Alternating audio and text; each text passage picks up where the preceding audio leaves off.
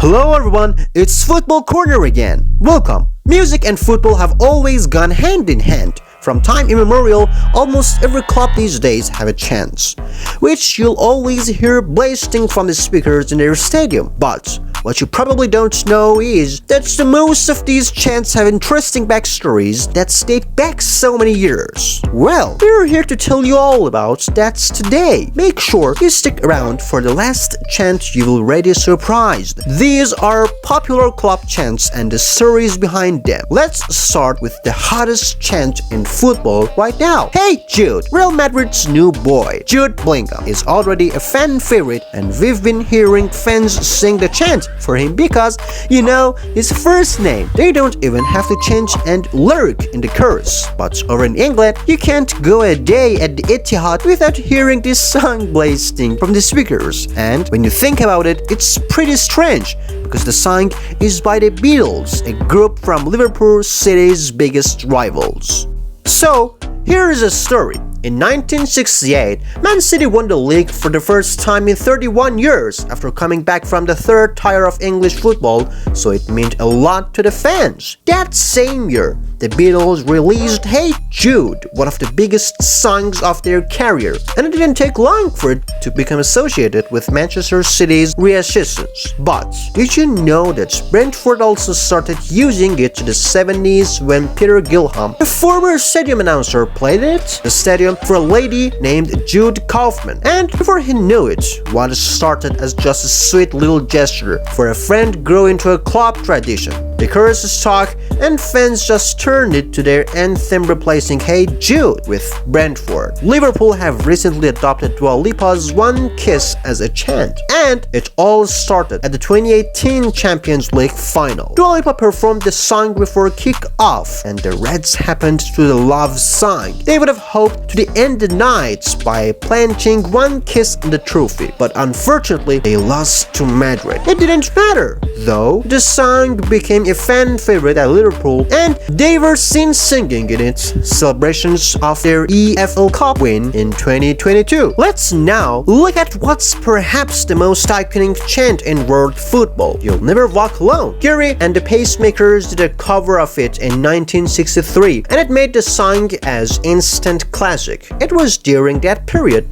that Liverpool adopted the song as their anthem. The song became even more significant in 1989, following the Hillsborough disaster, with 96 fans lose their lives in one of the biggest tragedies in sports history. Till date, not a match goes by an Anfield without You'll Never Walk Alone blasting from the speakers, with fans singing along at the very top of their voices. Over the years, Celtic, Dortmund, and Feyenoord also adopted You'll Never Walk Alone. In fact, in 2015 and 2016 season, when Liverpool and Dortmund met in the Europa League, fans of both clubs combined and sang the popular chant together. It was magical. These two clubs are short kin at this point. They share the song and also a manager in common, Jurgen Klopp. Let's now head over to the Netherlands and see how one of the biggest clubs over there got their chant all the way from Jamaica. For those who didn't know, Ajax have since adopted Bob Marley's famous song Three Little Birds as their anthem,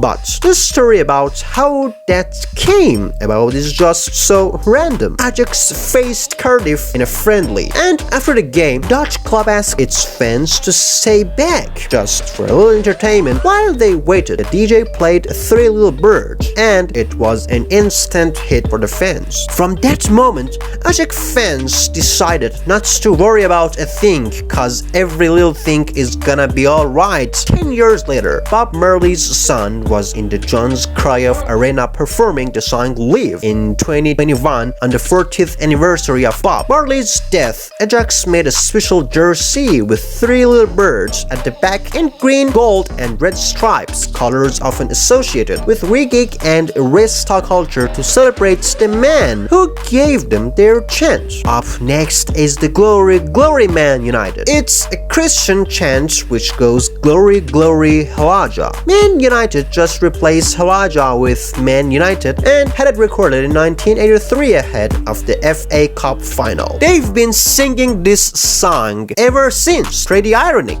though, that a club with the nickname Red Devils adopted a Christian tune as their chant in it. Glory, Glory Man United has since grown to become more than just a chant for the Red Devils. Club's poster magazine, which was launched in 1994, also bore that name. But guess what? United weren't even the first club in England to adopt the Glory, Glory tune. It was Tottenham, the series that fans first sang Glory, Glory Tottenham host for in 1960 when they stopped Wolves from doing the double. It would then officially become an anthem in 1961, but the success of Manchester United made everyone just attribute it to the Red Devils. Turns out Berbatov isn't the only thing United stole from Cyprus. This next one is rather straightforward. Southampton just couldn't escape using "Oh, win the Saints" as their chant. The club was founded at St. Mary's Church and was initially known as the St. Mary's Young Men's Association. As a result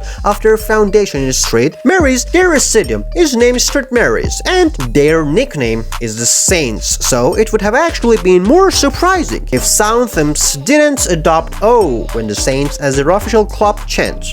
Now, here's an interesting one. You might have seen mini bubbles being blown in the West Ham Stadium before matches. What you might not know is that the chant that goes with it is "I'm forever blowing bubbles." What's the story behind this one? So, the song dates all the way back to 1918. When it was first heard at Broadway musical in New York, The Passing Show. Billy Jr. Murray was a star player for the local park school. His nickname was Bubbles, so when the team would do well, the headmaster of the school would just start singing "I'm forever blowing bubbles." This headmaster, Cornelius Beale, was close with the West Ham manager and most of the players at that time, and just because of this relationship, West Ham fans decided to pick up this song, and it didn't take long for it to stick. Let's now end with the recent one. Athletic fans recently picked up Bella Ciao as their chant. You might remember this song from the popular Netflix series Money Heist, but the history of that chant is much older than the series. It is an anti-fascist chant which became an anthem for the Italian resistance during the Second World War. Now, why did Athletic decide to echo a chant from World War II? Well, they did it to their echoed feelings about the Palestine-Israel conflict. Special shout-outs to Chelsea's Blue is the Color and Hala Madrid. These songs were written purposely for the clubs, so we decided not to include them. Are there more chants you know about? Get it in the comments and tell us. If you enjoyed this video, give it a thumbs up and subscribe to the channel. Also, turn on the bell notifications so you never miss out. See you in the next video. Bye bye.